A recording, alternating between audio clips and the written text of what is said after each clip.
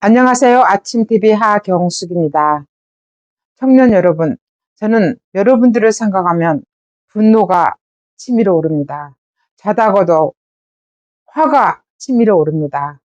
왜 그럴까요? 저는 기성세대로서 여러분들한테 매우 미안하고 미안합니다. 저는 노무현을 찍었습니다.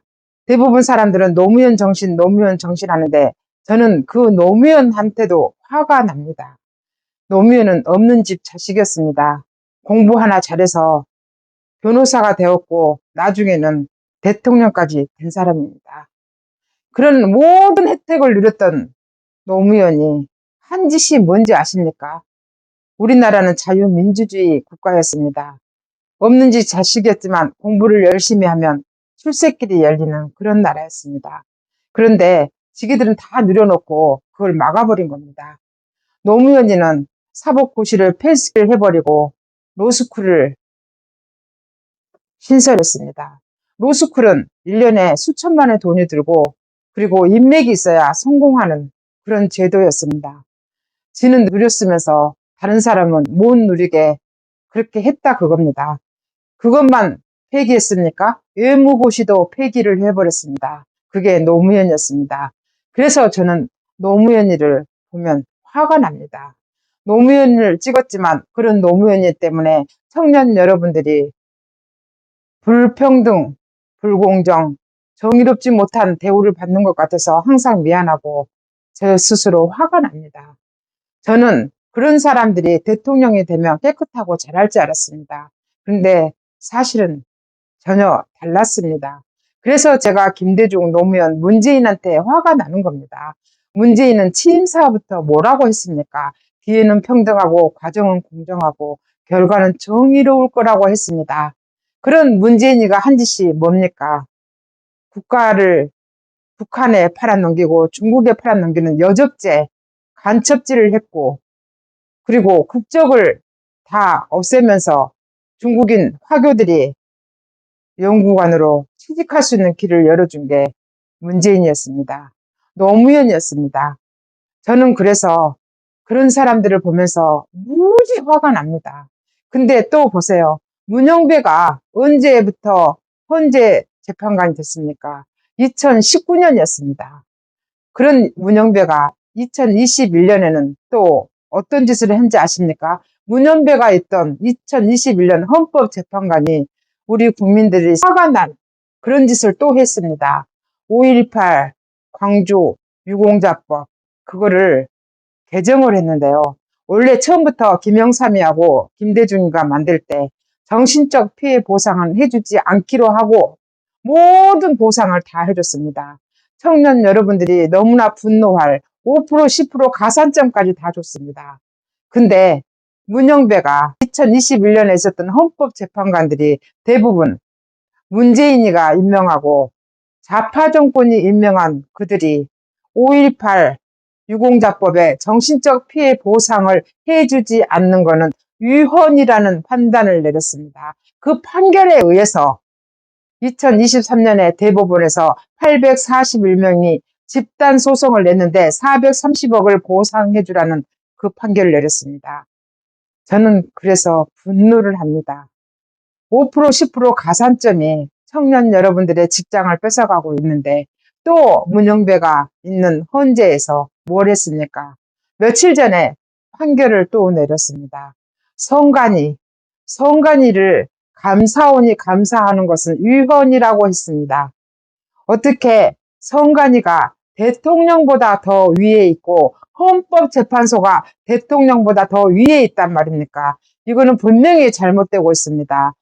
성관이가 어떻게 채용 비리, 지기들 끼리끼리 다 해먹고 그거를 감사원이 조사를 하고 감사를 했는데 그게 위헌이란 말입니까? 어떻게 친인척 채용이 합당하단 말입니까? 그래서 공무원 9급시험부터 시작해서 공부를 박이 터져라고 하는 그 청년들의 기회를 다 뺏어가고 있는 게 누굽니까? 저는 그래서 좌파 정권이 들어서서는 안 된다고 생각합니다. 전라도 출신인 제가 왜 5.18 가산점이 부당하다고 말하겠습니까? 역차별을 당하고 있기 때문입니다. 약 10,000명의 유공자 때문에, 즉 피해자 때문에 너무나 많은 청년들이 피해를 보고 있습니다. 아무리 시험을 잘 봐도 5%, 10%를 넘을 수는 없습니다. 그래서 역차별이 일어나고 있기 때문에 전라도 출신들이 청원을 해야 됩니다. 5%, 10% 가산점을 없애라고 청원을 해야 되고, 가짜 유공자를 밝혀달라고 청원을 해야 되고, 유공자를 보훈부에서 관리를 하고 투명하게 관리를 해야 된다고 청원을 해야 된다고 생각합니다. 다른 시도에서 하면 난리가 나니까 전라도 출신들이, 청년들이 나서서 청원을 해야 된다고 생각합니다. 너무 부당한 차별을 받고 있습니다. 일단 전국에 있는 많은 청년들도 역차별을 받고 있지만 전라도에 있는 많은 청년들도 역차별을 받고 있는 것에 대해서 저는 분노를 느낍니다. 그래서 저는 좌파 정권에 대해서 굉장히 부정적인 생각을 가지고 있습니다. 너무나 많은 사람들이 역차별을 받고 있기 때문입니다. 이거는 공정한 사회가 아닙니다. 상식적인 사회가 아닙니다. 너무나 불평등하고 불공정하고 기회가 정의롭지 않습니다. 이런 나라는 공산주의입니다. 이제는 전라도 사람들이 나서서 청원을 하십시오. 청원을 해야 됩니다. 5%, 10% 가산점부터 없애야 된다고 생각합니다. 사법고시를 부활하고 애무고시를 부활해야 된다고 생각합니다. 왜 없는 집 자식들은 출세하면 안 됩니까?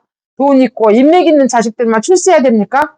이거는 너무 불공정합니다. 북한의 평양 상위 1%, 그들만 잘 먹고 잘 사는 그런 나라가 되는 걸 여러분들은 원하지 않을 거 아닙니까?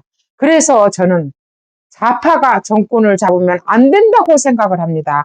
지기들이 독재시대 하면서 보세요. 카톡을 검열하고 여론조사기관을 조사한다고 그러고 고발하고, 지기들을 조금만 말하면 고발을 바로 해버립니다. 그리고 민주파출소가 뭡니까? 민주파출소가 왜 경찰을 사칭해서 또 국민들을 억압을 합니까? 보통의 국민들은 경찰서, 세무서 이런 데 말을 하면 가슴이 오그라듭니다. 근데 민주당에서 민주파출소를 운영한다는 게 말이 됩니까? 그것도 전과자들이. 선량한 국민들은 경찰서에 가본 적도 없고 구속도 안 해봐서 구치소가 어딘지도 모릅니다. 그런 국민들을 민주파출소란 이름으로 고소를 하고 신고를 한다는 게 말이 됩니까? 저는 그래서 좌파가 정권을 잡으면 우리나라는 망한다는 생각이 듭니다. 민주당이 하는 짓이 그렇습니다. 제가 이런 방송을 하면 저도 어쩌면은 신고를 하고 고소를 당할지 모릅니다. 근데 대한민국에 사는 아줌마가 자식들을 위해서, 후세들을 위해서 이런 말을 하는 게 잘못입니까? 왜 이런 말을 못하게 합니까? 왜 표현의 자유를 없앱니까? 5.18도 왜곡법을 만들어서 입을 다물게 만듭니까? 왜 지기들한테 불리한 거는 뭐든지 그런 법을 만들고, 명예훼손도 10억, 1억 이렇게 상하향 조정을 하고, 그리고 입을 다물게 합니까? 이게 바로 공산주의라고 생각합니다. 대한민국은 지금 공산주의가 돼가고 있습니다. 이재명과 대통령 되면 공산주의의 완성입니다.